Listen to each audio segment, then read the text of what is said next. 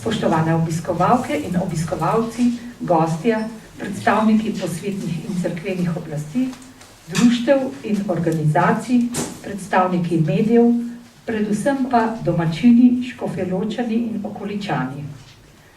Lepo pozdravljam organizatorje znanstvenega posveta z naslovom Človekove pravice in temeljne svoboščine za vse čase in organizatorje spremljevalnih dogodkov. Med njimi dr. Andrejo Valič Zver, direktorico Študijskega centra za narodno spravo, Sašo Nabergoj, direktorico Loškega muzeja, predstavnike Narodne in univerzitetne knjižnice, Klemena Karlina, predsednika Kulturno-zgodovinskega društva Lonka Stara Loka in magistra Sandija Igličarja, predsednika Muzejskega društva Škofja Loka. Posebej pozdravljam našo gostjo, gospo Vlasto Nussdorfer, varuhinjo človekovih pravic in župana Škofje Loke, magistra Miha Ješeta, ki nas bosta na začetku tudi nagovorila.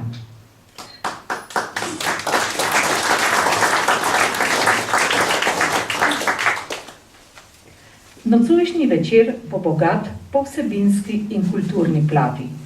Po uvodnih nagovorih in uvodnem panelu, na katerem se bodo predstavili trije referenti, se bomo ob 19. uri zbrali v atriju Starega župnišča na Mestnem trgu, kjer bo odprtje razstave Stop cenzura avtorice Helene Janežič in branje zamolčane literature, ki jo bodo izvajali sodelavci Narodne in univerzitetne knjižnice. Ob 20. uri pa bomo v cerkvi sprave nadaljevali s sveto mašo za žrtve medvojnega in povojnega nasilja na Škofjeloškem, ki jo bo ob somaševanju duhovnikov dekanije Škofja Loka vodil ljubljanski nadškof metropolit monsignor Stanislav Zore. S petjem pa bo sodeloval Škofjeloški oktet. Že danes vas vabim na nadaljevanje posveta jutrišnji dan, ko se nam bo predstavilo kar 14 avtorjev, ki bodo spregovorili o kršenju človekovih pravic in temeljnih svoboščin. Paleta referatov bo predstavila kršitve od lokalnega nivoja do širšega slovenskega prostora in sosednjih držav. Posvet se bo prav tako začel v Miheličevi galeriji v Kašči ob 9:30 uri. Sedaj pa vabim k slavnostni besedi direktorico Študijskega centra za narodno spravo dr. Andrejo Valič Zver in za njo varuhinjo človekovih pravic gospo Vlasto Nussdorfer. Prav tako pa župana Škofje Loke magistra Miha Ješeta. Gospa Valič, izvolite. Pozdravljeni, spoštovana gospa varuhinja, gospa Nussdorfer, gospod župan, magister Ješe, spoštovani predstavniki soorganizatorjev, gospa direktorica, gospa Nabergoj, potem gospod Igličar, gospod Karlin in seveda vsi, dragi gospe, dragi gospodje, dragi prijatelji, bom rekla, Študijskega centra za narodno spravo. Čast mi je, da vas lahko danes nagovorim na mednarodnem znanstvenem posvetu, ki smo ga naslovili človekove pravice in temeljne svoboščine za vse čase. In kot že rečeno, ga skupno organiziramo tako Študijski center za narodno spravo, kot tudi nevladne organizacije in pa javni zavodi, torej Narodna in univerzitetna knjižnica, Loški muzej, Kulturno-zgodovinsko društvo Lonka in Muzejsko društvo Škofja Loka. Pa seveda številni podporniki, taki in drugačni, in naj se ob tej priložnosti seveda najprej iskreno zahvalim vsem, tako sodelavcem Študijskega centra, kot vsem organizatorjem, soorganizatorjem, vsem, ki boste na kakršenkoli način pripomogli pri izvedbi in uspehu tega srečanja ob Svetovnem dnevu človekovih pravic. Spoštovani, v svetu, ki postaja, kot vsakodnevno vidimo, vedno bolj nepredvidljiv, ostajajo nekatera od najpomembnejših vprašanj človekove pravice in temeljne svoboščine. njihovo kršenje v totalitarnih in avtoritarnih režimih ter prizadevanja za spoštovanje teh pravic in dostojanstvo človeka, ki sodijo med najbolj plemenita prizadevanja človeštva in iz katerih izhajajo priznanje temeljnih vrednot, svobode, demokracije, pravne države, pravičnosti in tako naprej. Torej, človekove pravice in temeljne svoboščine, demokracija in spoštovanje pravnih norm so osrednje vrednote zahodnega kulturno-civilizacijskega kroga Evropske unije, Sveta Evrope in tudi Organizacije združenih narodov.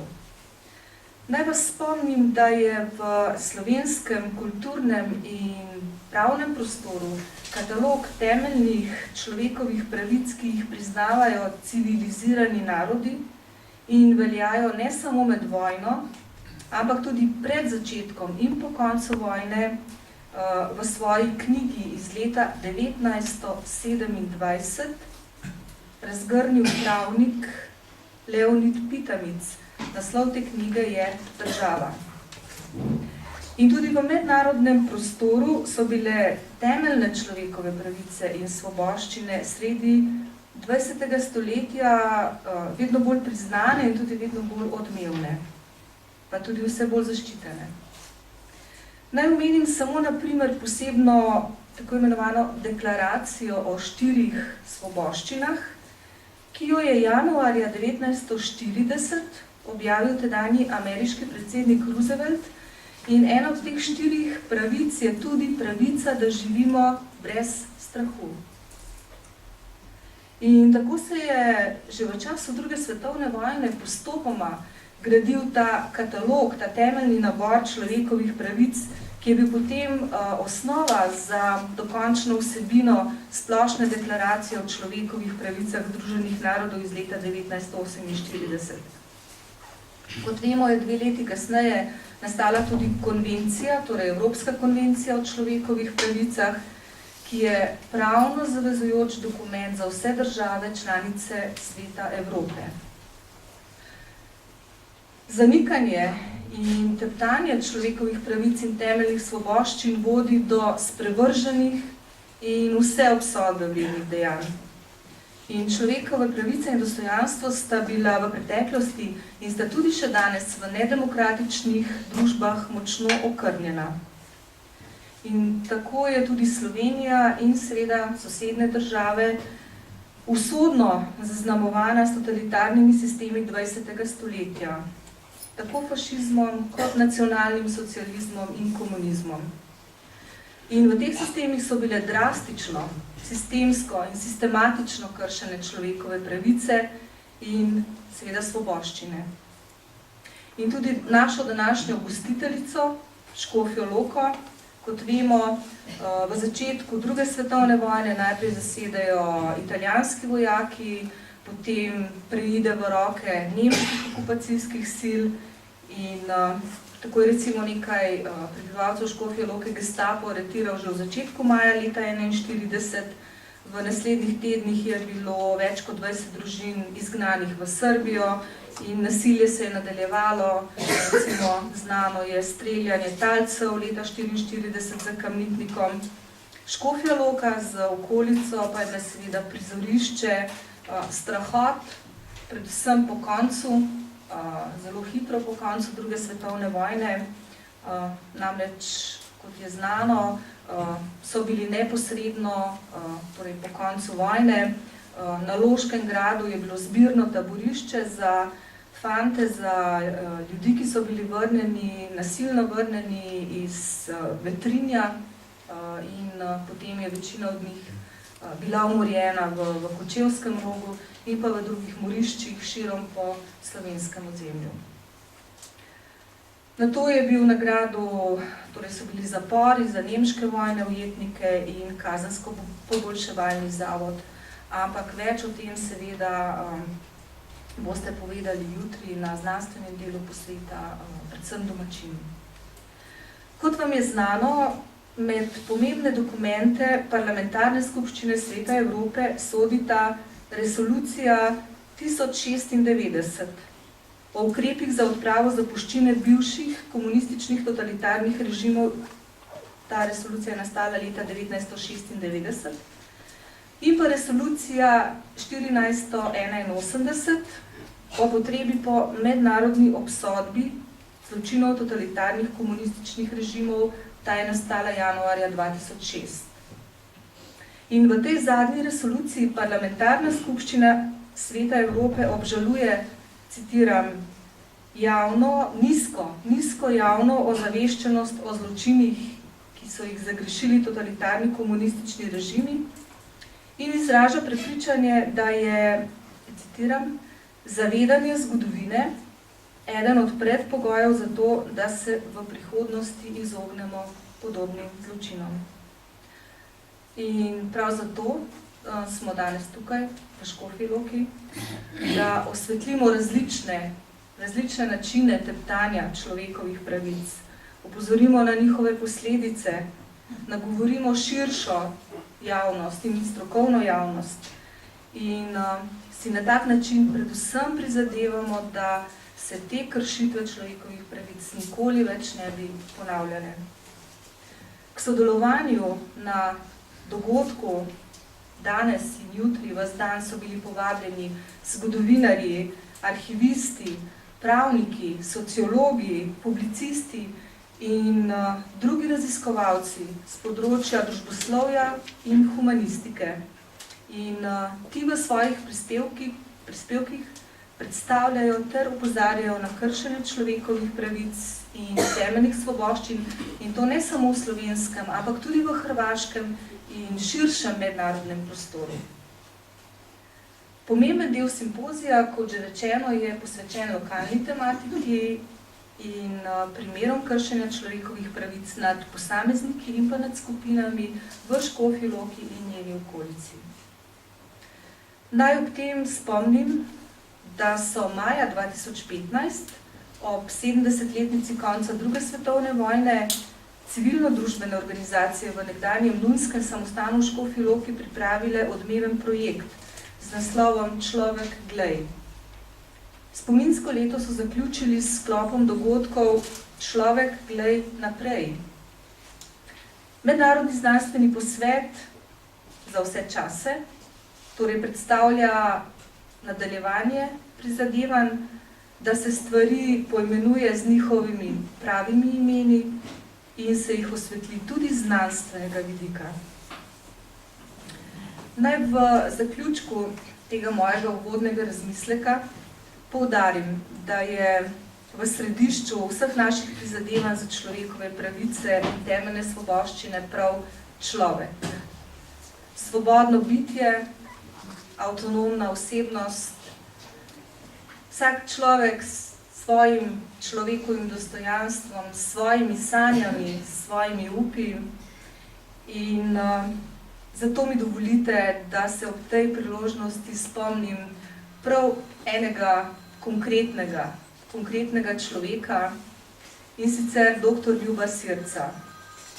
Pravnik, ekonomist, dr. Ljubo Sirc nas je zapustil prejšnji teden v 97. letu starosti, torej dočakal je lepo starost in je bil pravzaprav živi pričevalec totalitarnih časov in človek je pravzaprav vse svoje življenje posvetil boju za človekove pravice, za temeljno dostojanstvo človeka.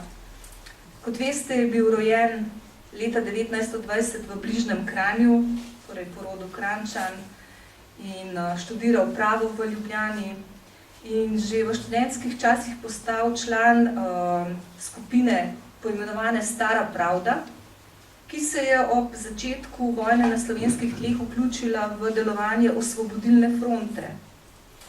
Ampak, ko je Osvobodilna fronta razglasila, da pač nobeno bojevanje izven nje ni dovoljeno, so začeli člane te skupine Stara pravda preganjati in Ljubu je uspelo pred italijansko okupacijo Ljubljane pobegniti iz države v Švico, iz okupirane države seveda, In tam je želel razlagati zahodni javnosti, kaj se pravzaprav dogaja v Sloveniji in v Jugoslaviji. Sam je hudomušno dejal, da kdo pa bo verjel 22-letnemu mulcu. In mu res niso verjeli. Vrnil se je ob koncu vojne s 5. prekomorsko brigado v Slovenijo in zaključil študij in postal celo, začel delovati v nekakšnem, torej na tiskovnem uradu republiške vlade, ampak ker je spet zelo naivno verjel, da bo nekako lahko deloval tudi politično in se je zavzemal za večstrankarstvo, kar je bilo seveda popolnoma bogokletno, so ga osumili vohunjenja za Britance in ga v znamenitem Nagodetovem procesu obsodili na smrt.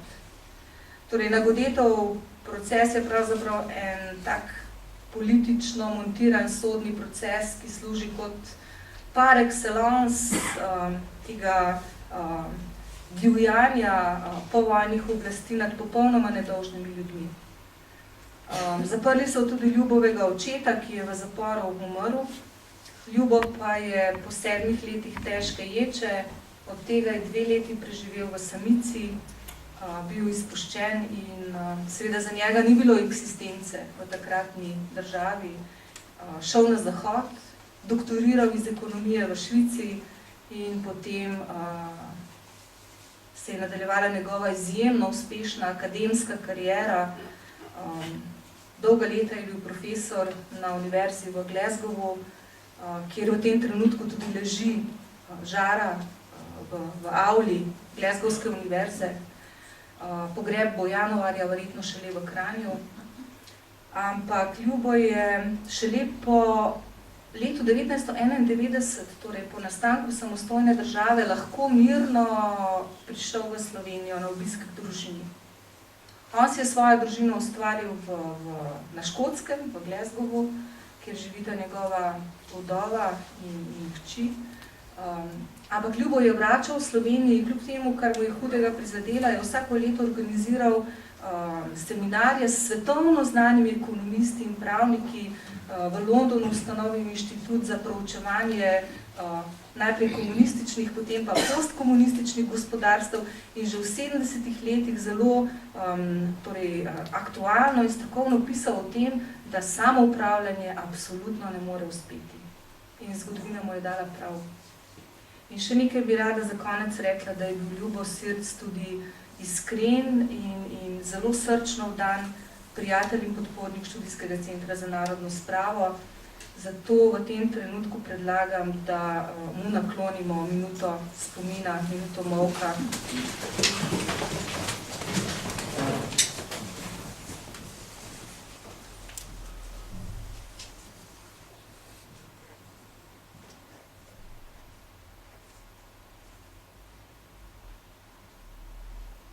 Poklon njegovemu spominu.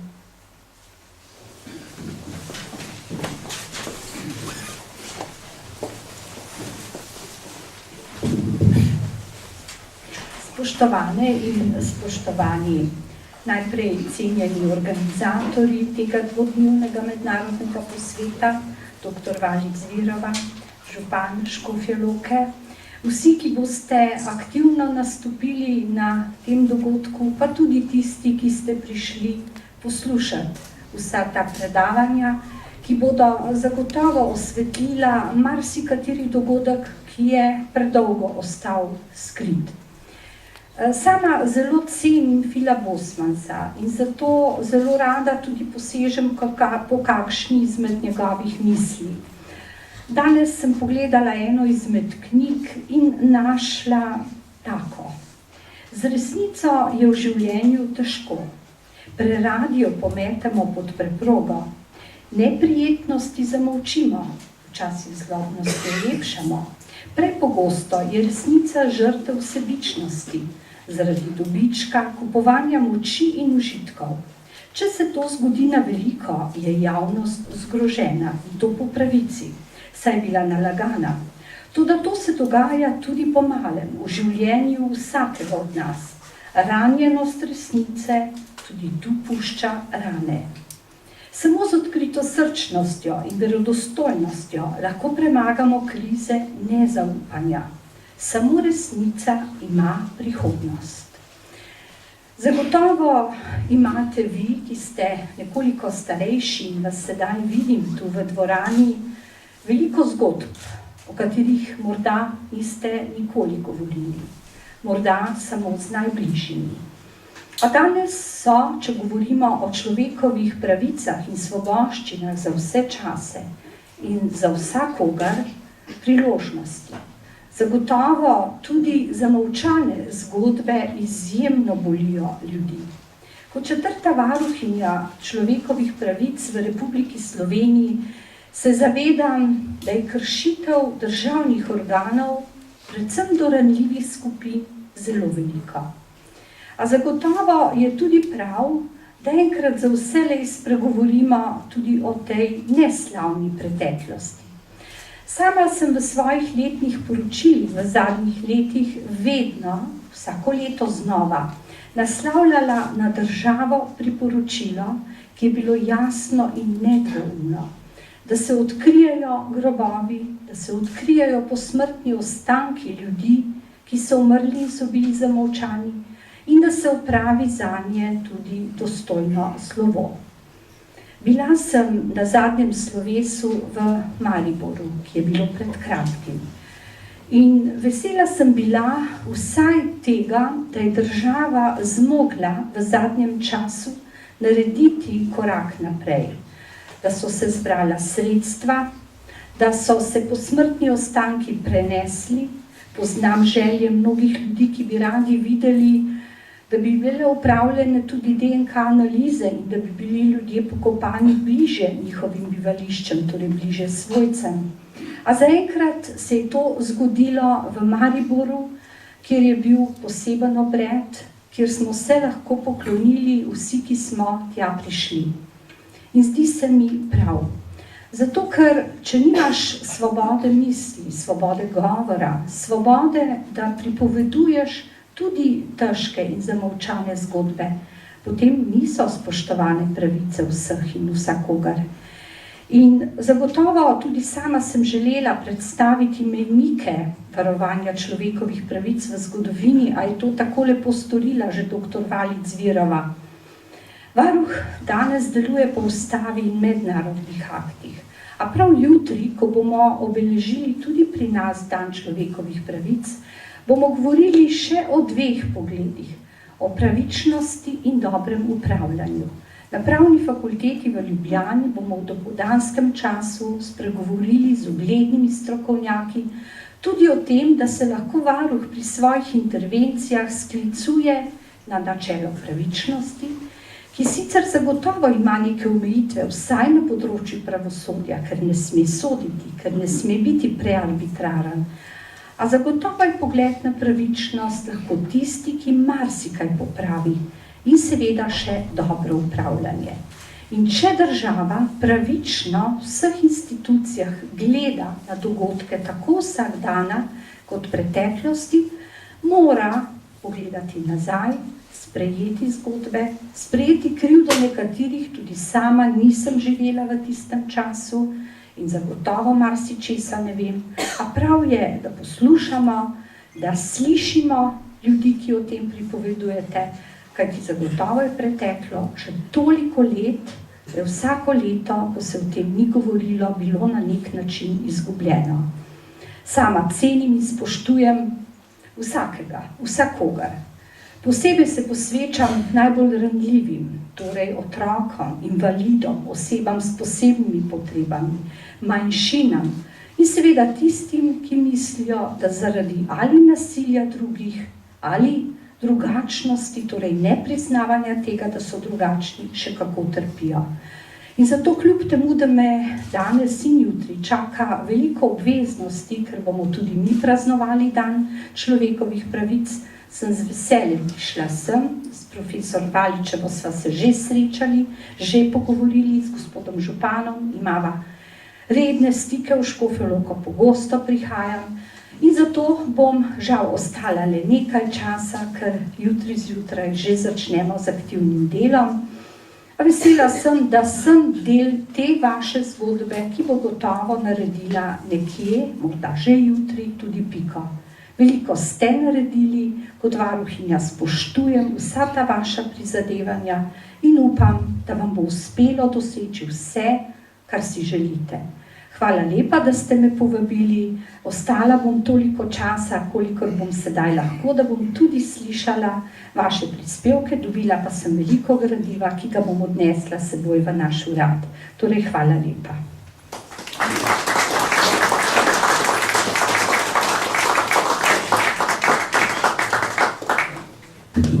Spoštovane gospe in gospodje, lep pozdrav na mednarodnem posvetu. Mislim, da vsak tak posvet raztira določene skrivnosti in prav je, da človekove pravice damo mi na velik piedestal. Verjetno jih je danes to, vsaj pri nas, nekoliko lažje, kot je bilo v preteklosti.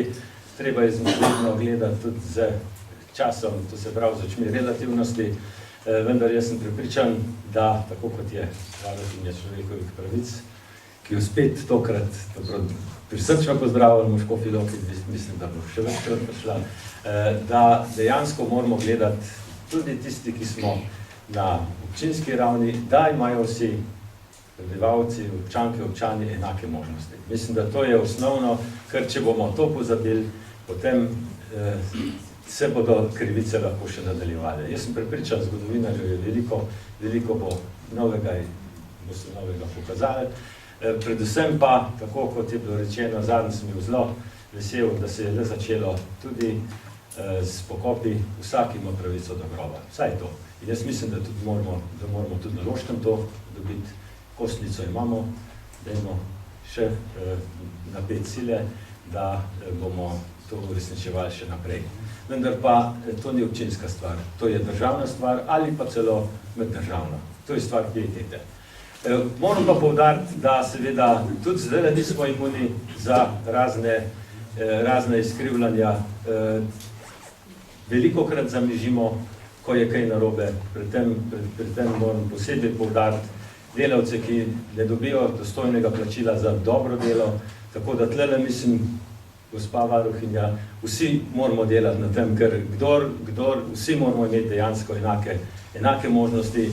Tisti, ki smo trenutno vodimo na različnih nivojih države ali pa občine, moramo pa poskrbeti, da dejansko vsi naši prebivalci imajo enake možnosti in da bodo tudi njihove pravice čim bolj spoštovane. Za konec pa samo še to. Če pogledamo, kdaj so se krivice največ dogajale, takrat, ko so vojne.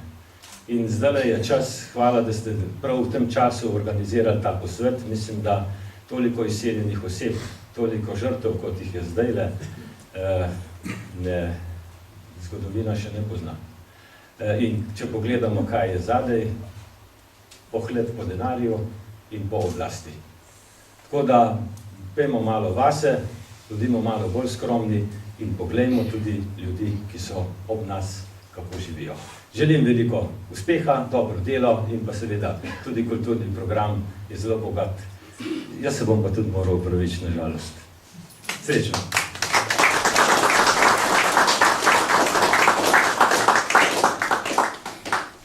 Hvala obema gospema in gospodu županu za uvodna razmišljanja, ki so nas spodbudno pripeljala današnji večer. Sedaj bomo prisluhnili oziroma si ogledali še videoposnetek vodje oddelka za promocije Agencije Evropske unije za temeljne pravice, in sicer bo to nagovor Friska Roskama Abinga, ki je bil pripravljen posebej za današnje srečanje, za današnji znanstveni simpozij. Podnapisi so v angleščini, prevod bom pa prebrala po predvajanju posnetka. Izvolite.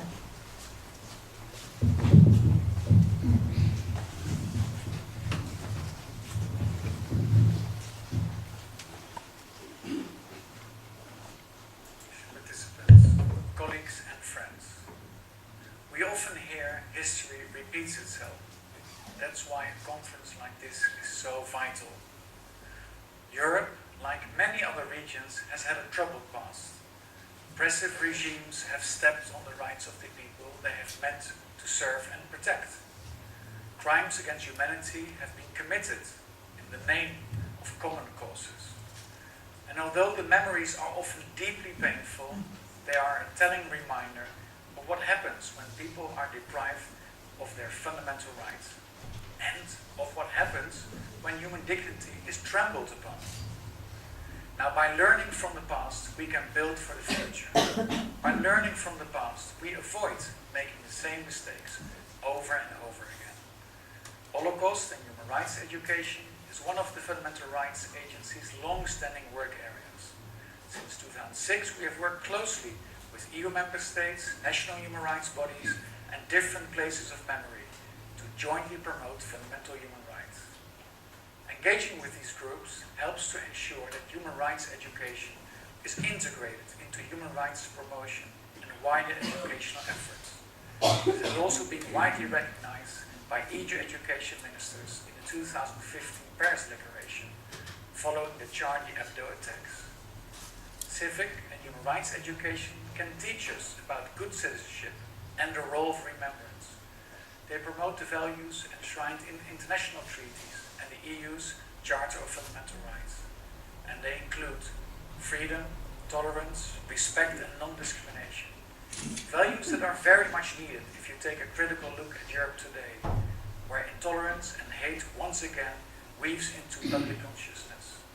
Therefore, cultivating understanding among people, fostering a culture of human rights, is of paramount importance. It is as important now as it has been in the past. Dear friends, it's not enough to remember and commemorate the past. Its lessons must be applied now. Only then can we create a society for future generations grounded in dignity, in mutual compassion, and respect for humanity. Only then can we turn our back on hate, exclusion and intolerance. This conference is crucial to help raise rights awareness for all times. I wish you every success in this important endeavor. Thank you.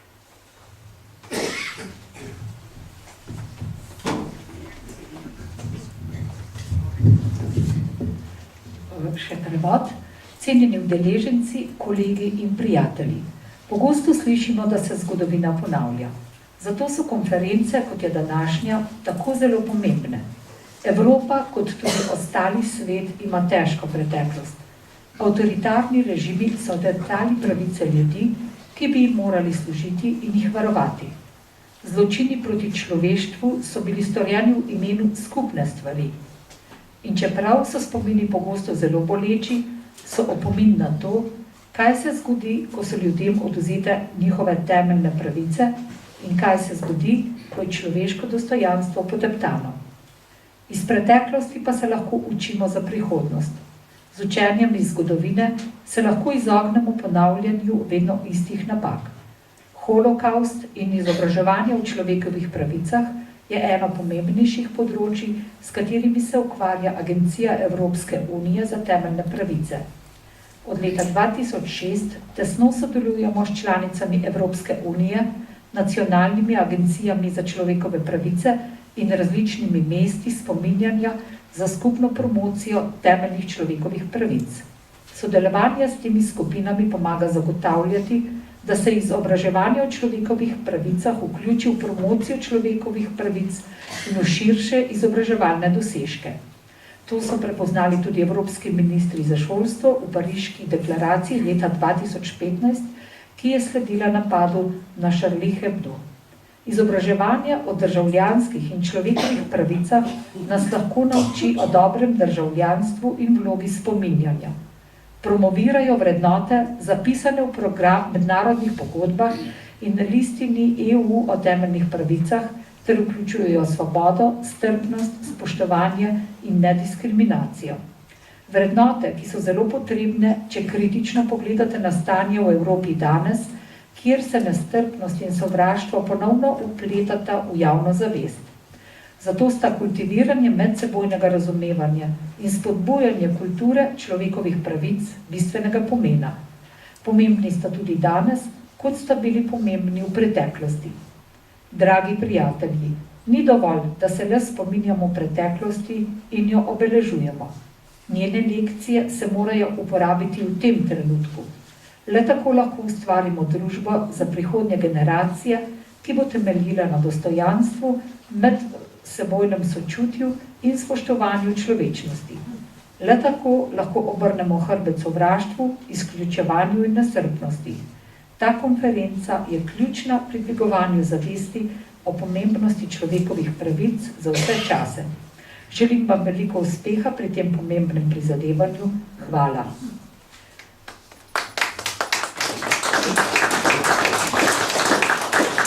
Sedaj pa predajem besedo moderatorki uvodnega panela, sodelavki Loškega muzeja, gospe Biljani Ristič.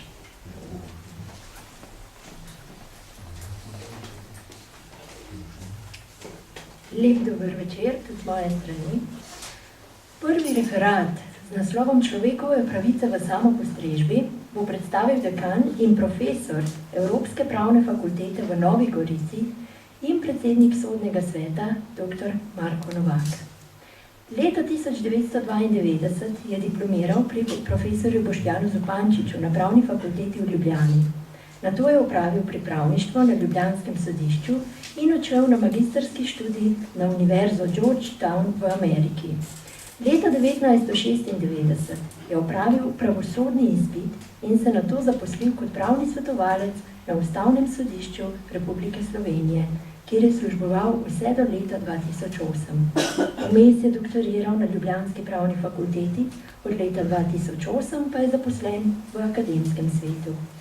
Sodeloval je pri prevajanju številnih pravnih dokumentov v in iz angleškega jezika. Sodeloval v strokovnih komisijah za redakcijo angleških prevodov pravnih besedil, bil urednik revije 2000 in Dignitas. Napisal je več monografij v slovenskem jeziku in številne članke v domačih in tujih revijah.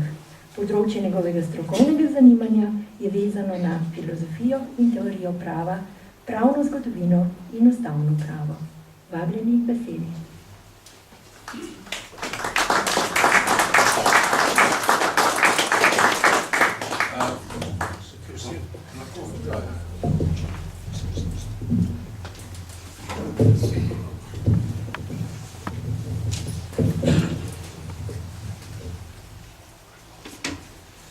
Ja, hvala lepa za predstavitev, ki je bila predolga, bistveno bolje, da se človekovim pravicam posvetimo, za kar smo tu.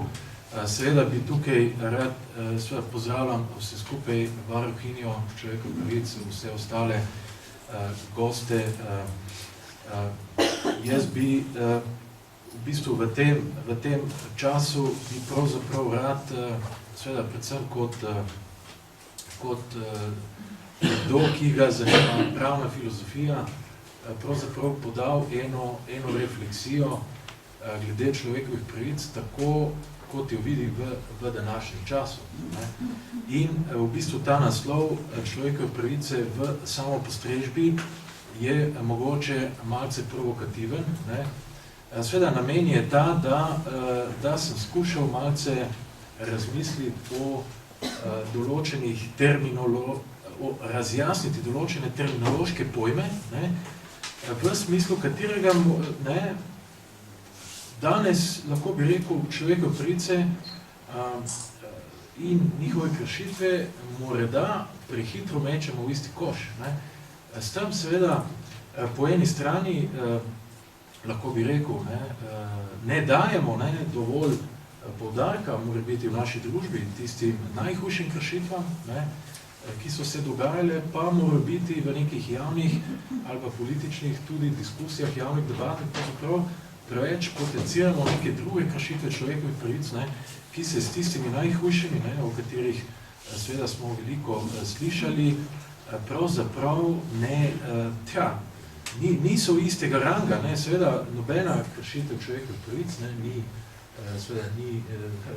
ni dopustna, ampak vendarle mislim, da je tukaj potrebna ena razlika. Jaz mislim, da to v misli, ali pa mogoče v neki pravno-filozofski misli o človekovih pravicah danes morebiti ni dovolj poudarjeno, vendar seveda človekove pravice ostajajo na oltarju liberalne države, predvsem kot opomin, ne, kot naravne pravice, ki so nad državo, ki so pred državo, ki so pred politiko, ne.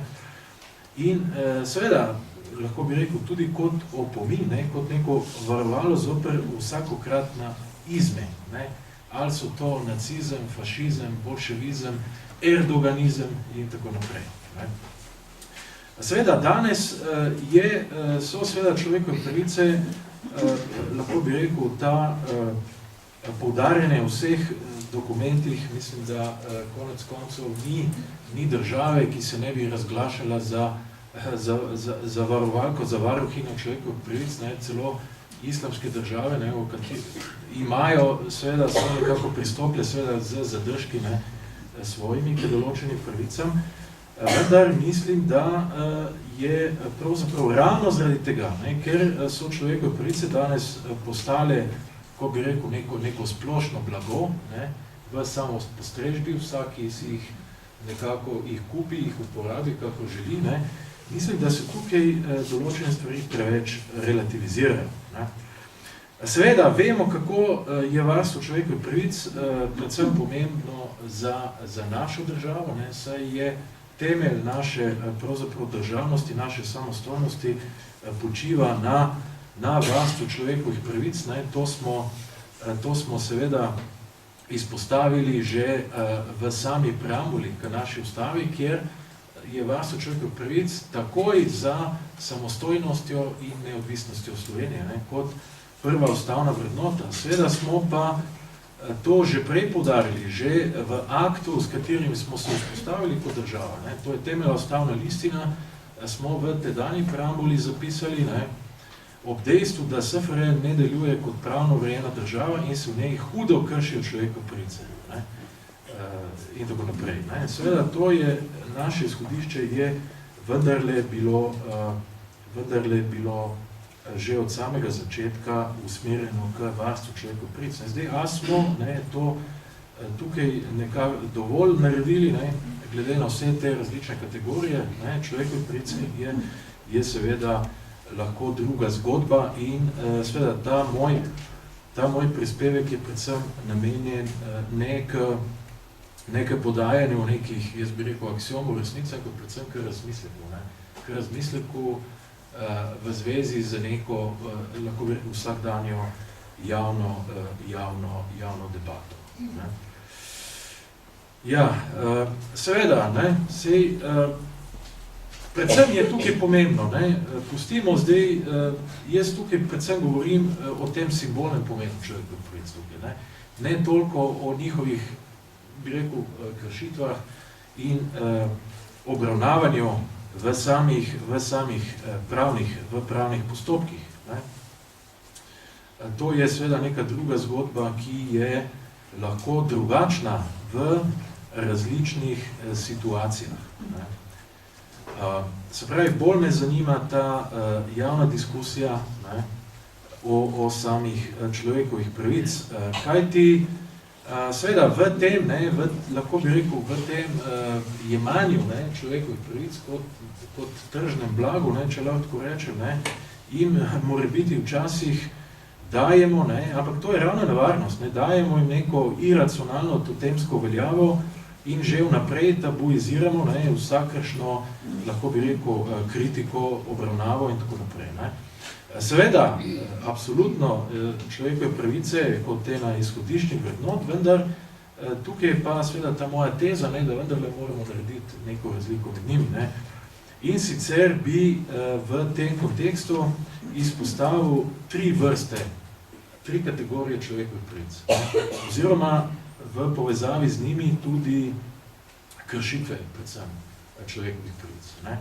Seveda, prva kategorija so najhujše kršitve človekovih pravic, ne, ki pomenijo kršitve temeljnih civilizacijskih norm, ki ne prestanejo, jaz pravim, test tako imenovane Radbruchove formule in pomenijo nepravo. Ne.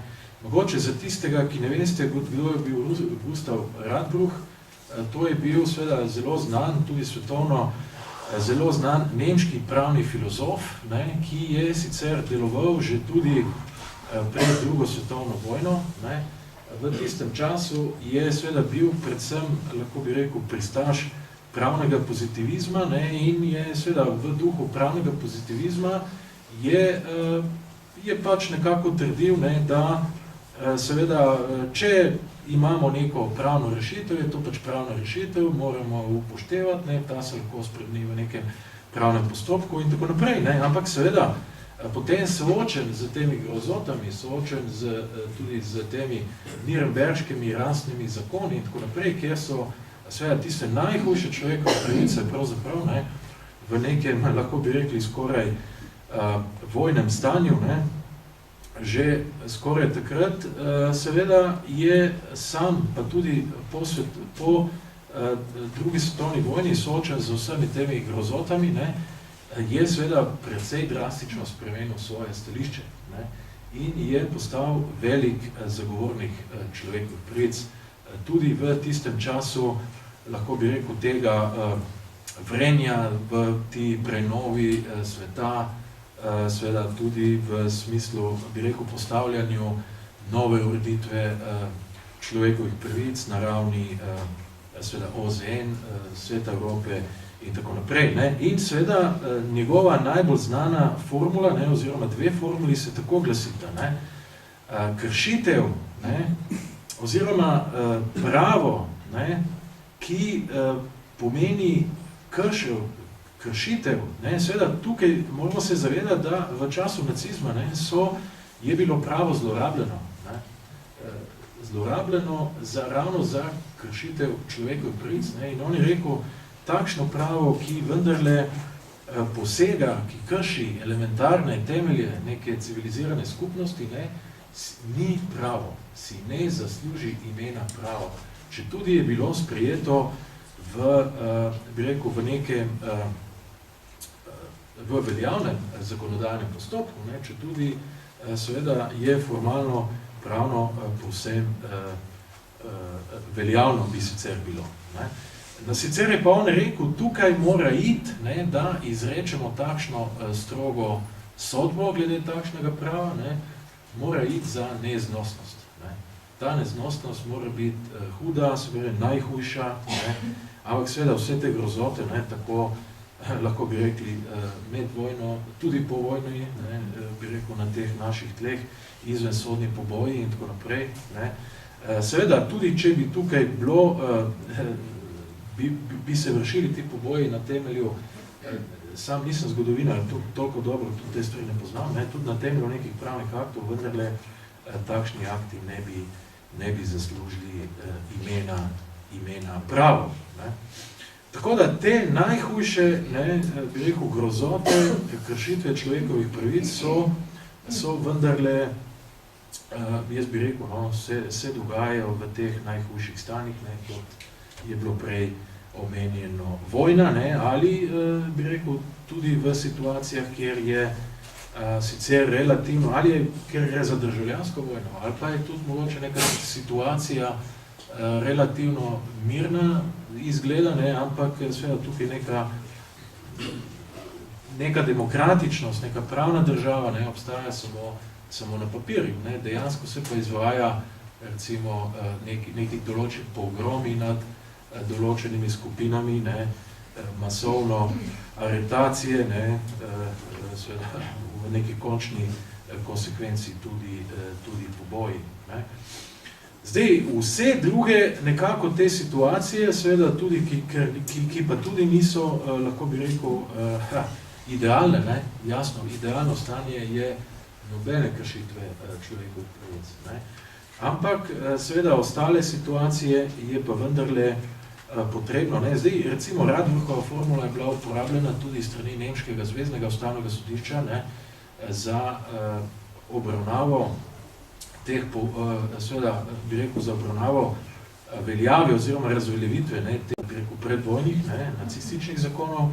Mislim, da so pa tudi uporabili potem po tej, ne, bi rekel, po padcu komunizma tudi za obravnavo, ne, določene, bi rekel, te zakonodaje, ki kršijo človekove pravice v tej demokratični republiki Nemčiji. Ne.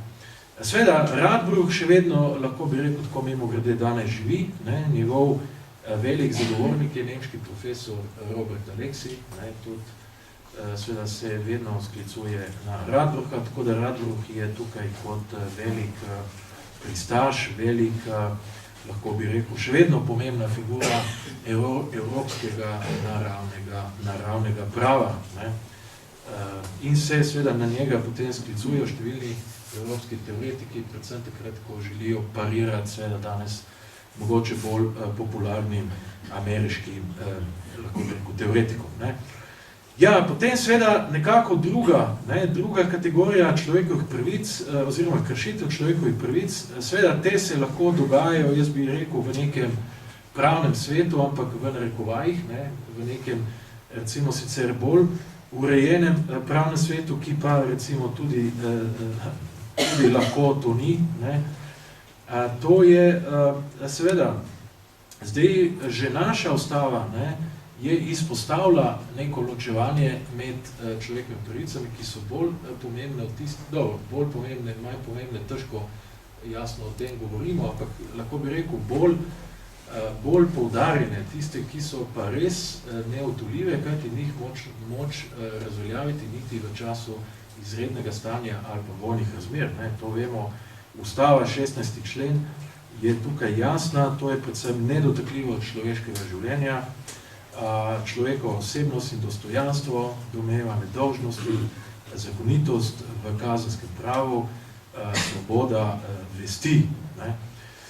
Ja, seveda, zdaj tukaj mi smo, lahko bi rekel, ne, nekako imeli smo srečo, da seveda, lahko bi rekel, v tej še ne dolgi zgodovini naše države, da bi rekel, do tega stanja izrednega ali pa vojnih razmer še nekako nismo prišli. Ne. Ampak absolutno, seveda, te človekove pravice vendarle so izpostavljene v naši ustavi kot ne, tiste, bi rekel, najbolj pomembne. Ne. Lahko bi rekli, situacija tukaj lahko neko pravno ali kvazi pravno stanje. Ne. Zdaj, mogoče tista tretja kategorija človekovih pravic, ki so pa tudi kategorizirane kot človekove pravice, so pa seveda lahko vse ostale človekove pravice, vendar tudi med temi, ne, včasih uporaba huda kršitev človekovih pravic ali hujša, ne, mora biti, seveda ne pride toliko upoštev, kajti seveda s tem relativiziramo prej že omenjeno. Ne. Ena od takih je recimo enako varstvo pravic v postopkih, recimo primer ustaljena sodna praksa. Ne. Če sodišče ne upošteva ustaljene sodne prakse, ne, potem je to seveda lahko že kršitev človekove pravice. Ne. Seveda, zdaj ob tem je treba nujno reči, da seveda ustaljena sodna praksa, zdaj mogoče tisti, ki imate dobro, mogoče to tako za splošno publiko malo ne bi želel preveč tukaj teoretizirati, ampak seveda, ne, že tako in tako v naši doktrini ni povsem jasno tudi pravno, kdaj se sodna praksa ustali. Ne. In gre lahko samo za neko določeno videnje, ne, ki jasno tudi v taki zadevi se potem sproži ustavna pritožba in seveda ustavno sodišče to sankcionira, ker je to dobro za pravni sistem, seveda, da napreduje, da postaja vedno bolj kvaliteten. Ne. Dobro, v tem kratkem ekskurzu mogoče samo, da zavežem petlo, seveda, absolutno človekove pravice so lahko bi rekli naravno pravo, ne, so pred državo, ne, pred politično skupnostjo, pred samo politiko. Potem seveda pa moramo, no, jaz bi rekel, v tej javni debati, ne, seveda so varovalka za vse, varovalka temeljnih liberalnih vrednot, ne, kot so seveda pravice posameznika, ne, zoper vse izme, če lahko rečem, ne, bolševizme, komunizme, nacizme, populizme, danes sem tudi javno kritičen, erdoganizme predvsem. Ne. Seveda moramo pa zato, da tiste najhujše, ne, kršitve ne relativiziramo, ne smemo vse metati v isti koš. Ne.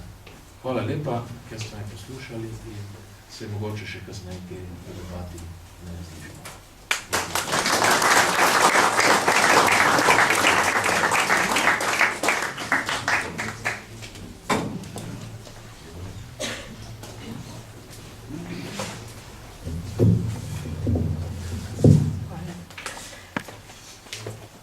Drugi referat z naslovom Loški grad v 20. stoletju in usoda njegovih lastnic bo predstavil sodelavec Loškega muzeja Škofja Loka, magister arheologije Jože Štukelj. Jože Štukelj je leta 2002 diplomiral pri profesorju Miti Guštinu iz arheologije mlajših obdobij na temo srednjeveške Loke. Po diplomi se je redno zaposlil v Loškem muzeju Škofja Loka. Leta 2007 je opravil magistrski študij, 2013 pa pridobil strokovni naziv muzejski svetovalec. Od leta 2012 je kot predstavnik Loškega muzeja sodeloval v odboru za pripravo nominacije za uvrstitev Škofjeloškega pasiona na reprezentativni seznam UNESCO-ve nesnovne kulturne dediščine. Od leta 2015 pa je bil imenovan za uradnega predstavnika občine Škofja Loka v združenju Evropasion ter se redno udeleževal in promoviral Škofjeloški pasion na mednarodnih in evropskih konferencah. Je avtor številnih arheoloških in muzejskih razstav. Leta 2006 je od Slovenskega arheološkega društva dobil priznanje za razstavo Arheološke raziskave srednjeveške Loke. Sodeloval je tudi pri razstavah Škofja Loka čas pasiona, stavbna zgodovina Loškega gradu. Leta 2010 je bil avtor razstave o razvoju ognjenega orožja z naslovom Kaj jemlješ ti orožje, sin? Leta 2012 pa je bil koordinator razstave Gorenjskih muzejev z naslovom Prekladi muzejev Gorenjske. 2013 je bil soavtor razstave Znanje je luč, vzgoja in izobraževanje skozi čas s poudarkom na dekliški uršulinski šoli na Loškem gradu. Bil je član izvršnega odbora Slovenskega arheološkega društva. Od leta 2001 pa je aktiven član izvršnega odbora Muzejskega društva Škofja Loka. Je avtor številnih znanstvenih člankov, razstavnih katalogov in predavanj in ga vabim k besedi.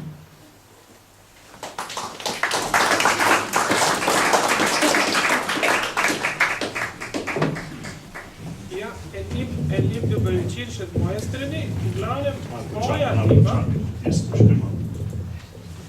moja tema bo pa bolj lokalna. Takrat ste že slišali, v glavnem. In sicer se bomo mehni sprehodili skozi zgodovino Loškega gradu in pa njegovih lastnic v 20. stoletju. Žal imamo strašen mehni cajt, to tako da bomo malo pohteti. V glavnem, cela zgodba se začena 12. oktobra 1782, ko v Škofjo Loko pridejo 3 redovne sestre uršulinke iz Gradca. Ker predtem so bile tukaj klarise, ampak klariški samostan je bil razpuščen. In pa se je začela takoj prenova samostana v šolske namene, ker poslanstvo uršulinskega reda je pedagoško delovanje redovnic v prid ženske mladine v vzgojno-izobraževalnih ustanovah. Zdaj seveda v naslednjem stoletju so se pol te uršulinske šole v Škofji Loki vse bolj razvijale in obiskvalo jih je vse več deklet. Zato so bili potrebni novi prostori za širitev vzgojnega zavoda. Zato so šle pol nune v to, da so kupile Loški grad leta 1890 in ga pol tudi prezidale. Načrte za to je pa naredil ljubljanski arhitekt William Theo. 1891 so zgradile pokrito stopnišče, da so povezali grad pa samostan v mestu, pol porušile so v srednji stolp, sezidale so 2 hodnika na dvoriščni strani severnega in vzhodnega trakta, pol obnovile so kapelo, pol zgradile so rekreacijsko dvorano, to je današnja galerija tukaj med kapelo pa med okroglim stolpom. In 1893, tako hitro je šla ta prenova, je Jakob Misija že blagoslovil te obnovljene prostore. Pa so obnovile pa še tale stolp. Skratka, uršulinski šolski in vzgojni zavod v Škofji Loki je pol po tej obnovi postal eden od najlepših in najmodernejših v vsej avstro-ogrski monarhiji. Zdaj, v času Prve svetovne vojne Škofja Loka ni bila neposredno na frontni črti, imela je bolj zaledno funkcijo. Leta 1915 je vojska zasedla prostore notranje uršulinske šole na gradu in tukaj organizirala vojno bolnico, kamor so seveda dovažali ranjence. In uršulinska šolska dejavnost je bila takrat zaradi vojne malo okrnjena. Tukaj vidimo pogled malo v to bolnico, kar po hodnikih pa po sobah so bile nameščene postle za ranjence. Tole je pogled v operacijsko dvorano.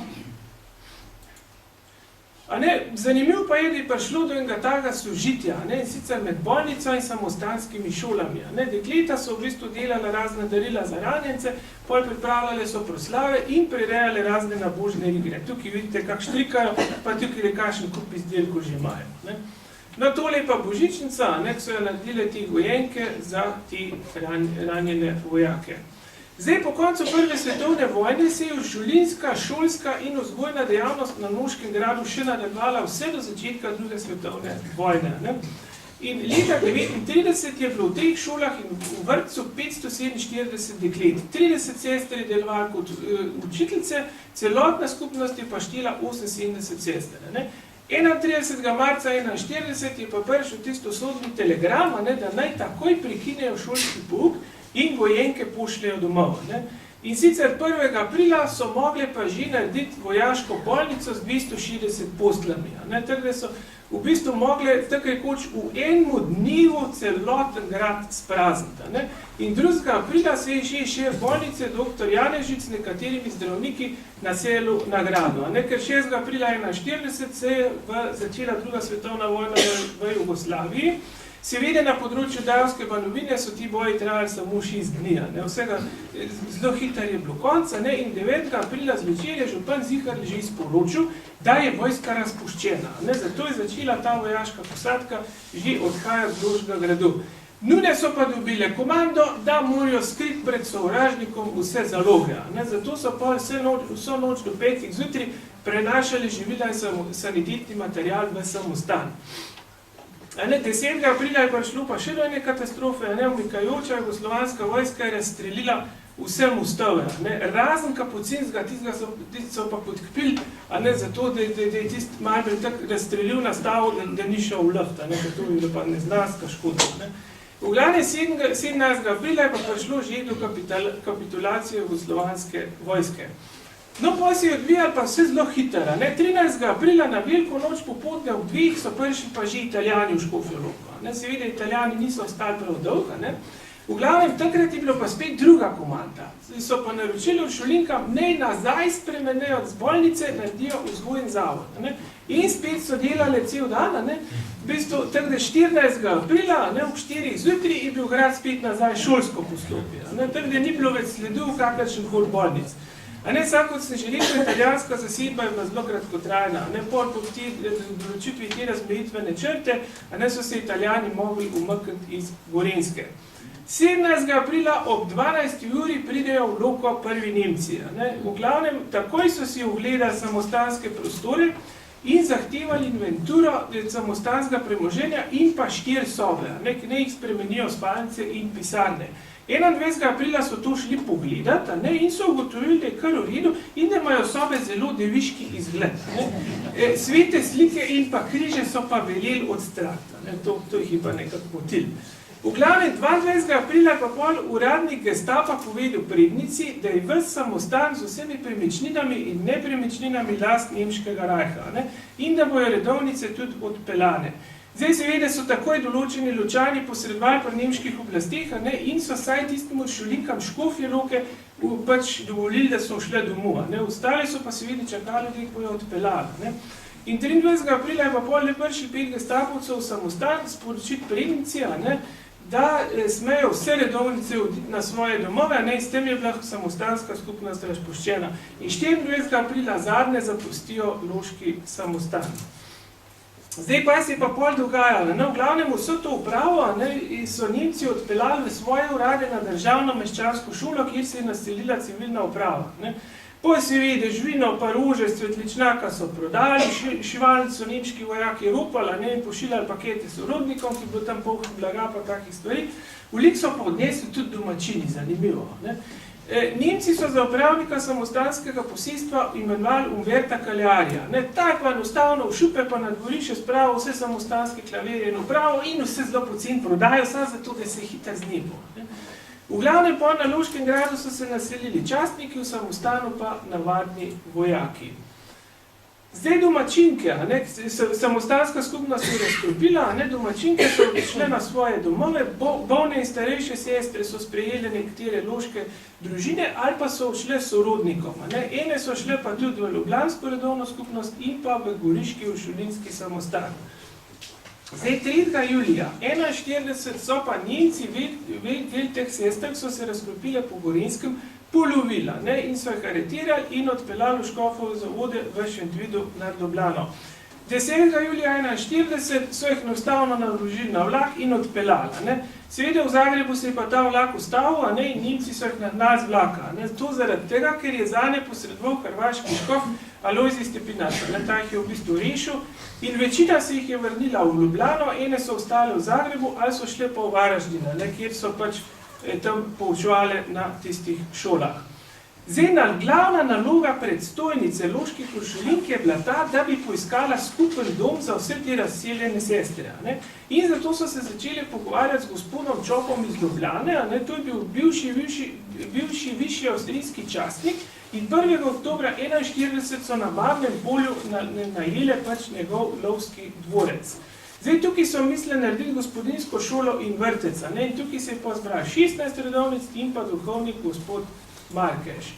V glavnem Čopov lovski dvorec izgledal takle, to je po moje, da ena tako rekoč redkih fotografij se je ohranila, to je bilo več nadstropno pač poslopje, 10 minut oddaljeno od vasi Babno polje in pol ure od Prezida na Hrvaškem. V glavnem, sestre so tukaj živele v zelo težkih razmerah. Bile so brez elektrike, ni bilo vode, dvorec ni imel obdelovalne zemlje, tako da si niso mogli nič s tem pomagati. V Pozružju hriba je bil igrišče za tenis, ki so ga prekopali za krompirjevo njivo. V glavnem, niso se mogli ukvarjati z nobenim pastoralnim delom in so bile zato popolnoma brez dohodkov. Kljub temu, da so jim ljudje pomagali, so mogli enostavno hoditi od hiše do hiše okrog in prosjači. Pa se veste, Babno polje tle ni heca, zmanjkali pozim še drv za kurjavo in ker je bilo toliko snega, se jih še pripeljati ni dalo. V glavnem so pa edin, kar so lahko delali, je to, da so veliko molili. V glavnem za preživetje te skupnosti loških uršulink na Babnem polju so se pa zelo trudile tudi ljubljanske uršulinke. V glavnem so jih zalagale z vsemi potrebščinami, denarjem in pa tudi poravnale najemnino.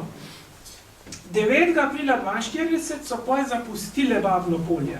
In zanimivo, še isti so pol Italijani požgali vas in pa ta Čopov gradič in pa pobili 40 ljudi, ostale pa odpeljali v taborišča. Tako da, če še malo počakali, se verjetno ne bi dobro končali. No, 9. aprila 42 so se pa pol preselile z Babnega polja v Lanšprež pri Mirni na Dolenjskem. In sicer 27. marca so podpisali pogodbo in sicer za letno najemnino 15.000 lir. V glavnem, jedro tega posestva je bila ta tronadstropna kvadratna stavba z dvoriščem, ki je bilo obdano z dvonadstropnim poslopjem. Pol del gradu je bila tudi kapela, ki je bila nekoč posvečena Svetemu Jožefu in okrog tega so bila seveda tudi gospodarska poslopja. Skratka, Lanšprež je imel 16 hektarov obdelovalne zemlje, v glavnem tukaj so se lahko odlično ukvarjali s poljedelstvom in živinorejo. Tako da s poljskimi pridelki, mesom, slanino in mastjo so pol zalagali ljubljanski uršulinski samostan in Baragovo semenišče, kjer je zanimivo, kjer so včasih vsi gospodje maševali, da bi pošiljka srečno prispela. To je bilo zelo pomembno. Pa podkupile so tudi postaje načelnike, pa tako, da so naprej spravljali, pa tako naprej. V glavnem, Lanšprež je pol postal zavetje vsem lačnim, strehe potrebnim, vojnim sirotam in pa žrtvam vojnega nasilja. Pa zanimivo tudi to, pomoč so nudile tudi partizanom in njihovim ženam. Zato so imele pol večkrat težave, da so posestvo preiskali Italijani, Nemci in pa tudi domobranci. Zdaj, zanimivo, med 3. januarjem in 7. augustom 1944 so izvajali tudi šolski pouk. In sicer privatno so pripravljali dekleta na izpite za posamezne razrede. Tako da poučevali so 25 učenk. In potem so dobile takale pisna potrdila. Ne? To so bile čisto ročno napisane, to je samo nekaj ohranjenih. Ne? No, 1. julija 1945 so pa dobile spet dovoljenje, da se lahko vrnejo v Škofjo Loko. Zdaj, kaj je bilo pa v Škofji Loki takrat? Takrat je bilo pa nagradno koncentracijsko taborišče za te domobrance. In sicer koncentracijsko taborišče je bilo od maja do avgusta 1945. To koncentracijsko taborišče na Loškem gradu je bilo samo eno od mnogih koncentracijskih taborišč v Sloveniji, ki so bile ustanovljene v maja in junija 1945. Zdaj, glede na to, da bo to temo še obravnaval tudi dr. Mikola, bomo zdaj šli zelo na hiter skozi tole. V glavnem ta taborišča ustanovi in upravlja Slovenska OZNA, to ustanavljanje teh taborišč je bilo pa povezano z operacijo čiščenja, ki ga je izvajala Slovenska OZNA s pomočjo enot Knoja po končani vojni.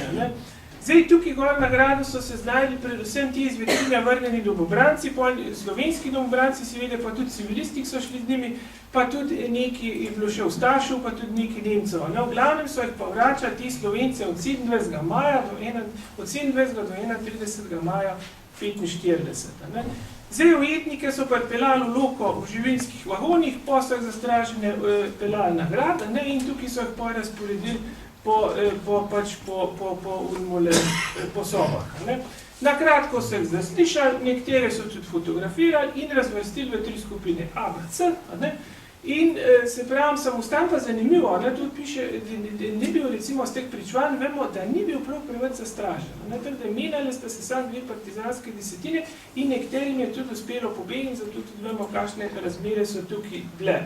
Zdaj, to morijo so preživeli v glavne samo tisti skupine A in sicer to so bili mladoletni. Drugi so pa končali ali v okolici Škofje Loke na Moriščih, kjer je do leta 2009 bilo evidentiranih 28 prikritih grobišč. V glavnem, če si jih pogledamo, tukaj vidimo tole Crn grob, to so pač hrvaška nacionalnost, tele plavi so slovenski domobranci, tole rumeno so pa Nemci. V glavnem, eno takih morišč je bilo tudi za obzidjem Loškega gradu, to je bilo tukajle nota, je bilo vse polh, to vejo pričevalci povedali, tukajle je bilo vse polh zakopanih ljudi in to tako plitvo zakopanih, da so še škordi ven gledali. Ampak bomo videli, zakaj je pol tu zginila. V glavnem, ti so bili teh lepeti, bilo pa to globok, da so jih takrat enostavno pri čiščenju falila, po domač povedali. V glavnem, ker ta druga, ki jih pa niso tukaj okoli Loke pobili, so pa odvedli v Šentvid nad Ljubljano, kjer so jih pod vlaki odpeljali v Kočevje in tam pomorili. To tudi vemo z teh pričevanj, ko so prišli ti recimo skupine A14. junija v Škofove zavode, tam ni bilo nobenega več od njih skupin B pa C, ker so jih spoznali potem, da so imeli drugačne barve uniforme. V glavnem 3. avgusta 1945 je pa prišla ta ukazova amnestija in takrat se je ta morija zaključila. In tem zapornikom so pač razdelili odpustnice, tistim, ki so pač preživeli. No, to je pa zdaj ta zgodba, to je tale dokument, ki ga je objavil dr. Mikola v knjigi Rdeče nasilje. Tukaj je bil pa Zoran Polič, minister za notranje zadeve, je pač dal ukaz, da je treba vse materialne dokaze o pobojih pač odstraniti. No in takrat so pa seveda spraznili tudi to grobišče tukaj za Loškim zidom in pa seveda tudi znotraj Loškega gradu, pač vrta, ker takrat, ko smo kopali, smo videli samo ti, recimo so se videli sledovi, da je pač bila zemlja prekopana. Zdaj po avgustu 1945 so na Loški grad naselili nemške vojne ujetnike, ki so tukaj v začetku septembra organizirali tudi vojaško bolnico. Ti nemški ujetniki so bili za njune strašno koristni, ker so jim pomagali pri obnovi pač grajskih prostorov, pri kmetovanju, pripravi kurjave pa vsema. In novembra 1945 je pa prišlo ogromno ljudi, in sicer 2000 nemških šoferjev. In to piše kronistka, ujetniki so nam skozi okno kleti z dolgimi palicami, žebljem na koncu pokradli 1000 kil krompirja, da še opazile nismo. V glavnem, to je tista finta, kadar smo mi v Kevgar pripeljali krompirje in rekla, mama, pa zmeri, okn zaprimo. Sojke, za koga? In rekla, viš, to so pa nudah z dolgom palicam pokradli ven vse. Djala se, no, še pa neski taka naredili. V glavnem, to zdaj sem jaz povezal te stvari. V glavnem, nemški ujetniki so v Šulinkam priredili tudi večkrat pevske koncerte. V glavnem so se potrudili za bošč, in so pa nagrado v kapeli so vsak let naredili tudi jaslice in redovnice povabili na ogled. Zdaj, oktobra 1948 so se pa nemški jetniki začeli vračati v domovino, ker takrat do konca leta so mogli biti vsi odpuščeni in zadnji so odšli na novega leta, dan leta 1949. Je pa tako, da v Šulinkah so izročili pa tudi seznam vseh, ki so umrli v Loki. Tole je ena slika enega dela teh nemških vojnih ujetnikov, ki so se prej še slikali, preden so šli. Tole, tako da v Lokih je umrli 334 pokopan, so bili tam za zahodnim zidom mestnega pokopališča, označeni so bili pa grobovi s takimi tablicami. To je seveda vse zginilo, kot so bili tudi ti posmrtni ostanki prekopani v Kranj. Zdaj, poleti leta 1949 je pa tukaj nastalo taborišče za obsojence na družbeno koristno delo, pa so nastajala po cel Sloveniji. In ena od teh skupin je bila tudi ta skupina za ženske v Fredrenku pri Kočevju. In ta skupina je bila konec oktobra 1949 prestavljena v Škofjo Loko. In zanimivo pišejo, da takrat od začetka leta je bil grad prazen, nato je pa čez noč oživel. In tole je pa zelo zanimivo. Naša častita mati je uvidela veliko nevarnost našega položaja. Prepovedala je, da bi se katera odzvala, pa naj kliče kdorkoli. Redovnice niso smele niti gledati na grad. Kaznenke so namreč delale v naši neposredni bližini. Ker je bilo med pripornicami več naših znank, je bila nevarnost, da bi te iskali pomoči zelo velika. Častita mati se je bala, da bomo nekega dni našli naš izhod v mesto zastražen in bodo naše prostore spremenili vse skupaj v jetničnico. V glavnem 14. aprila 1950 je bila pol ta delovna skupina ukinjena in premeščena v Reichenburg. Takrat se je pa zgodila na Loškem gradu nepopravljiva škoda. In sicer upravnik Pelko je dal uničiti grajsko kapelo. Takrat so razbili oltarje in pa kompletni grajski inventar. No, pol je bil na Loškem gradu naprej KPD in sicer od leta 1950 do 1959, v bistvu ta prvi bil KPD Ljubljana, pod od leta 1954 do 1959 je bil pa KPD Škofja Loka. Pač ti interniranci so delali v tovarni Motor, tukaj le dol v Venceli, to je bilo pač, ki se je naselil leta 1950 v prostorih Talarjeve tkalnice. To je zdaj to je bila ta prva Talarjeva tkalnica, tovarna Motor in pa kasnejši LTH. Zdaj, 16. julija 1945 so se prve redovnice vrnile v Škofjo Loko.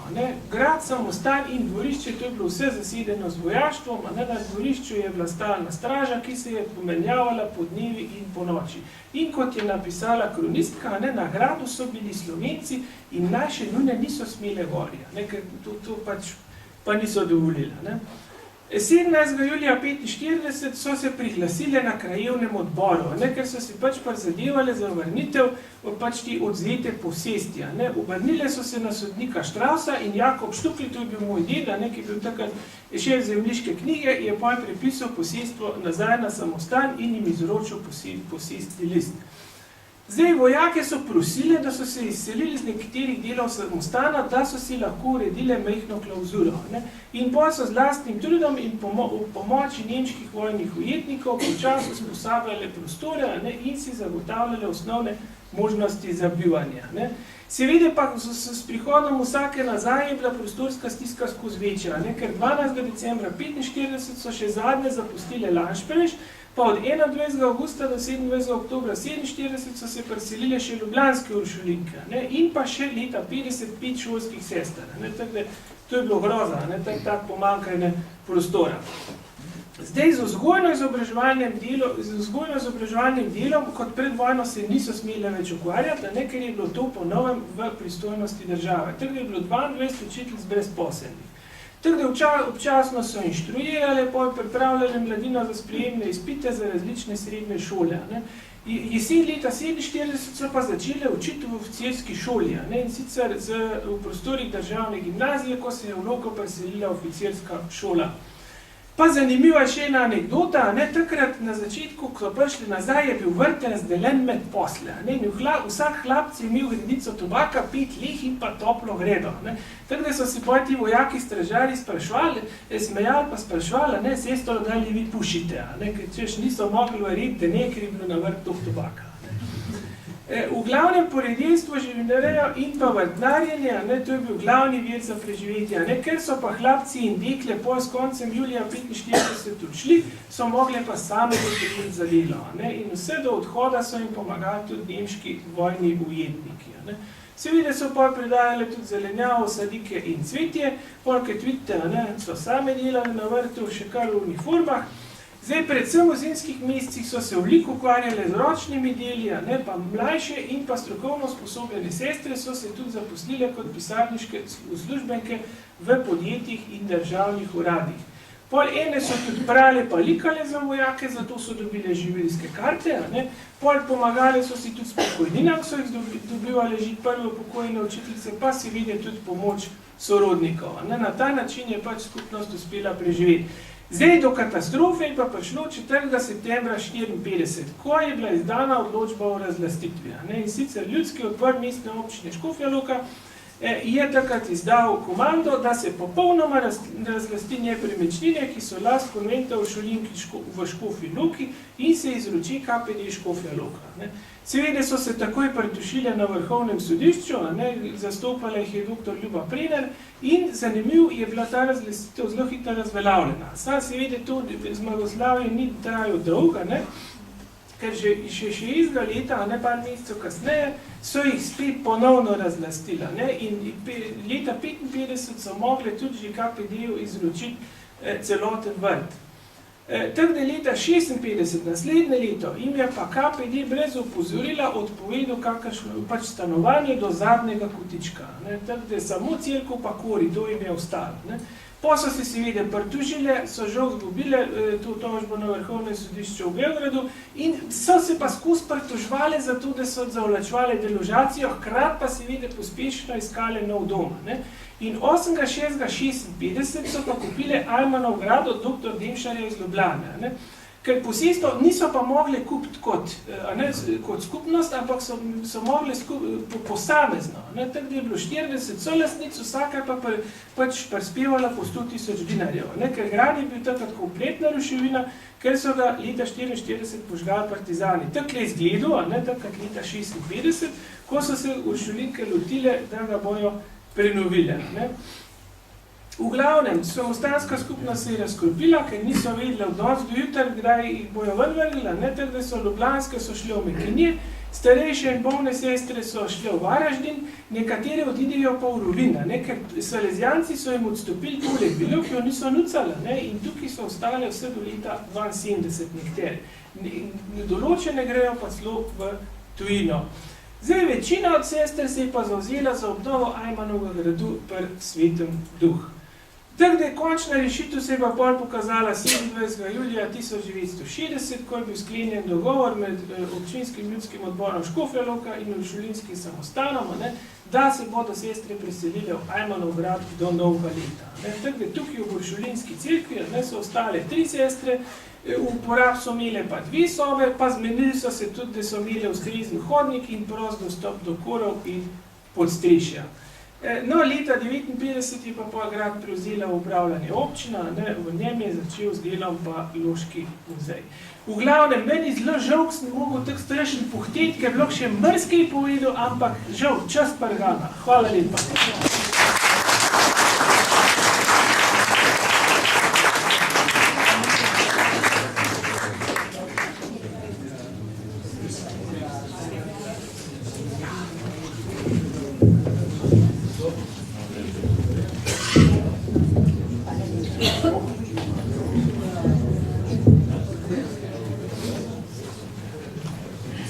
Tretji in zadnji nocojšnji referat bo hkrati uvod v drugi del večera, ki se bo odvijal v atriju starega župnišča na Mestnem trgu.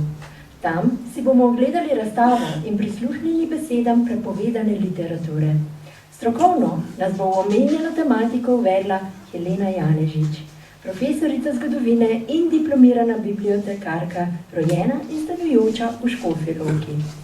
Od leta 1996 je zaposlena v Narodni in univerzitetni knjižnici, kjer je od leta 2008 vodja zbirke tiskov Slovencev zunaj Republike Slovenije, ki je naslednica nekdanjega D-fonda cenzurirane literature. Helena je avtorica več odmevnih razstav, v letošnjem letu razstave V obljubljeno deželo Slovenke v ZDA in razstave Stop cenzura, ki si jo bomo nocoj ogledali. Helena, vabljena k besedi in referatu.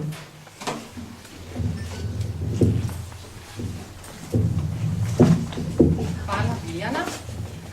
Tudi jaz sem domačinka, ampak moja tema je bolj splošna in obljubam, da bom pohitela, da bomo lahko vsi skupaj ob 7 prišli tudi na otvoritev razstave Stop cenzura in prav tako je naslov tudi mojemu referatu. Cenzura je stara iznajdba in ima temu primerno dolgo in zanimivo zgodovino. Že antični filozof Platon je v svojem delu Država zapisal, da je treba dela nekaterih avtorjev očistiti vsega tistega, kar ne prispeva k razvoju duhovno močnih in zdravih mladeničev in je kljub velikemu čutu za estetiko preferiral le tisto umetnost, ki koristi državi. Nosilci družbene moči so v vseh obdobjih zgodovine skušali nadzirati pretok idej in omejiti vpliv tistih, ki bi lahko škodile njihovim interesom. Postopkom, ki so jih oblikovali v ta namen, rečemo cenzura.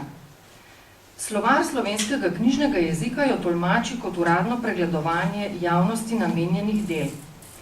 Ločimo predhodno ali preventivno cenzuro, ki zagotavlja vnaprejšnjo kontrolo vsake objave in izključi možnost prodora neželenega materiala v javnost, ter retroaktivno ali suspenzivno tudi represivno cenzuro, ki ugotavlja spornost že objavljenega za nazaj.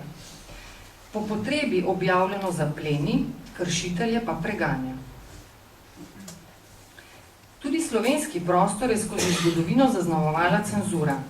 V Ranki Avstriji je bil leta 1782 ustanovljen poseben cenzurni urad, ki je do 1848 deloval v okviru policije in je nadzoroval vsa področja povezana s tiskom.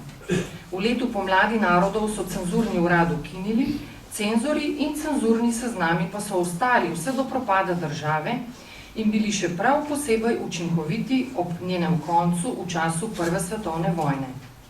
V kraljevini SHS oziroma kraljevini Jugoslaviji so bili seznami prepovedanih tiskov objavljeni v službenih, torej uradnih listih. Tudi fašistična Italija in nacistična Nemčija sta imeli pedantno izdelan sistem cenzure. Na sezname sta ob okupaciji naše dežele dodali le še slovenske avtorje, kot recimo Josipa Jurčiča, Josipa Ribičiča, Antona Melika, Janka Šlebingerja, Frana Erjavca. Z nastankom tako imenovane Nove Jugoslavije pa cenzura uradno ni več obstajala. Vendar je tako kot za druge komunistične režime tudi za jugoslovanskega značilno omejevanje svobode izražanja mimo ustave in zakonov, včasih celo v nasprotju z njimi. Novi oblastniki so se posluževali grobih represivnih ukrepov, političnih pritiskov ali pa mehkejših metod izključevanja in onemogočanja. S prevzemom oblasti strani komunistične partije je tako nastopilo obdobje grobe represije in neposredne politične cenzure. V začetnem obdobju, vse do spora z Informbirojem, jo je vodil Agitprop, oddelek za agitacijo in propagando, ustanovljen strani Centralnega komiteja Komunistične partije Jugoslavije. Po letu 1953 pa je z ukinitvijo Agitpropa nastopil domišljen sistem preventivne cenzure in bil v veljavi vse do konca 80-ih let. Vodile so ga ideološke komisije pri Centralnem komiteju Komunistične partije Jugoslavije in tiskovni sveti pri Socialistični zvezi delovnega ljudstva.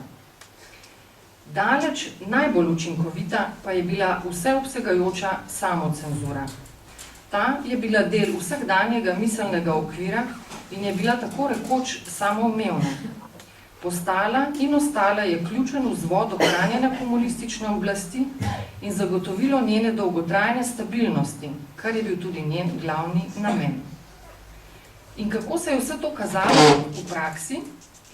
Eden prvih ukrepov po prevzemu oblasti je bilo čiščenje kulturnih ustanov, ki se je nakazovalo že pred koncem druge svetovne vojne.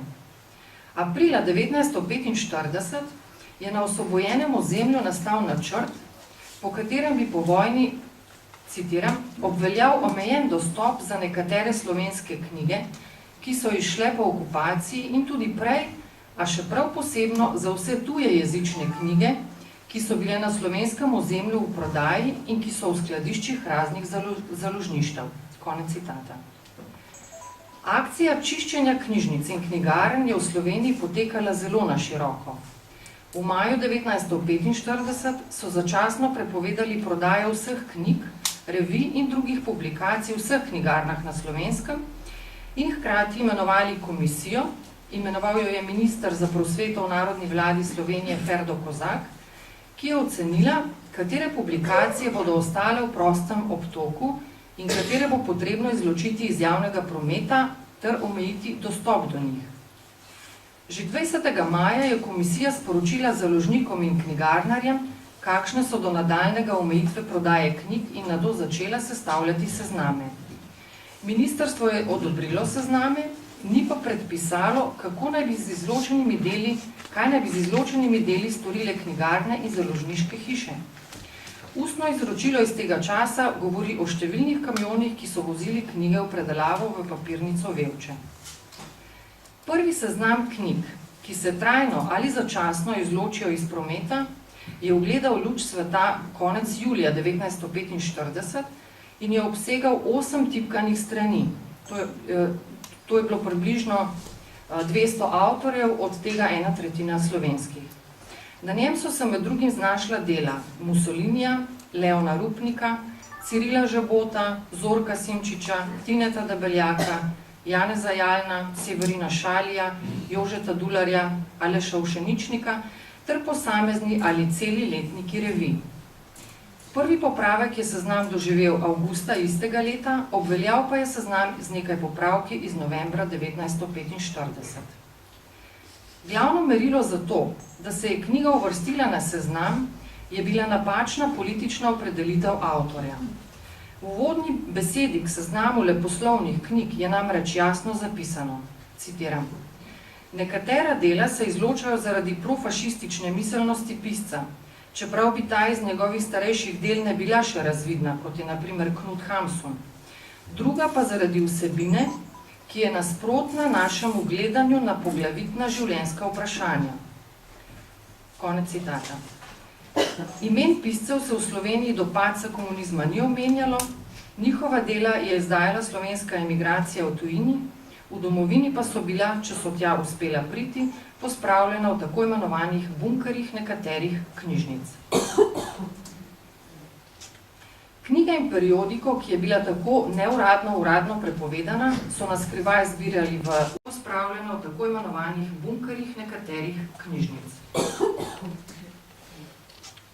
Knjiga in periodiko, ki je bila tako neuradno prepovedana, so na skrivaj zbirali v UKM, torej Univerzitetni knjižnici Maribor, knjižnici Teološke fakultete ter na Inštitutu za zgodovino delavskega gibanja. Tako rekoč uradno oziroma celo po zakonski dolžnosti pa se je s tem ukvarjala Narodna in univerzitetna knjižnica. Uradni akt o ustanovitvi je nalagal, naj se Narodni in univerzitetni knjižnici pošiljajo tudi take knjige in druge tiskane stvari, katerih razpečevanje je iz katerihkoli razlogov prepovedano. 11. člen zakona o tisku iz leta 1945 pa je posebej govoril o prepovedih v zvezi z razširjanjem in prodajanjem posameznih knjig in drugih tiskanih stvari. Tako je imela NUK od svoje ustanovitve dalje vsa pravna zagotovila, da lahko zbira tudi tisk slovenske politične emigracije in ostalo sporno gradivo. Po zakonu ga je morala bibliografsko obdelati, shranjeno je moralo biti v posebnih prostorih, izposoja pa omogočena le za raziskovalno znanstveno delo. Fond se je imenoval D-fond, ker je bil sprva shranjen v direktorjevi pisarni. Uradno je začel obstajati leta 1978, vse do slovenske osamosvojitve pa so zanj veljali posebni pogoji dostopa. Vsak uporabnik je moral prinesti priporočilno pismo ustanove in natančno obrazložiti namen pregledovanja gradiva. V dobrih 45 letih se je v fondu nabralo skoraj 700 naslovov knjig in več kot 140 naslovov periodike. Številka je v velikem nesorazmerju z dejstvom, da so bile uradno v Sloveniji, torej prav z objavo v uradnem listu, prepovedane 4 knjige, v celotni Jugoslaviji pa 11 knjig. Te 4 slovenske uradno prepovedane knjige vidite tudi tukaj na posnetku. To so bile knjiga Cirila Žebota Slovenija včeraj, danes, jutri, drobna brošura Slovenija 1968 kam, knjiga Vinka Beličiča Nekje je luč in zadnja uradno prepovedana knjiga Janeza Hladnika Od Triglava do Andu.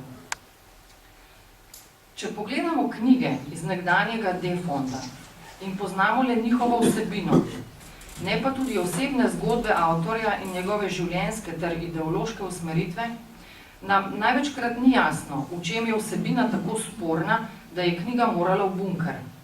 Cenzura je bila z dvoumnimi navodili ter pozivi knjižničarjem in drugim delavcem v kulturnih ustanovah, naj, če opazijo karkoli sumljivega, to takoj sporočijo višjim inštancam, vse prisotna in močno povezana s samo cenzuro. Njena vseobsežnost najbolje razloži stavek iz seznama prepovedanih knjig, da naj se izločijo vse vsebine, ki so nasprotne našemu gledanju na poglavitna življenjska vprašanja. To je stavek, ki je dal cenzuri neskončne možnosti. Tako, kot sem že prej rekla, več o tem, o cenzuri od leta 1945 do 1991 pa govori razstava, ki jo danes ob 19, torej že čez nekaj minut pravzaprav odpiramo na Mestnem trgu. Prav lepo povabljeni. Prosim so me še na kratko povem, kako se tja pride. Povzpnete se mimo Šentjakobske cerkve na Mestni trg.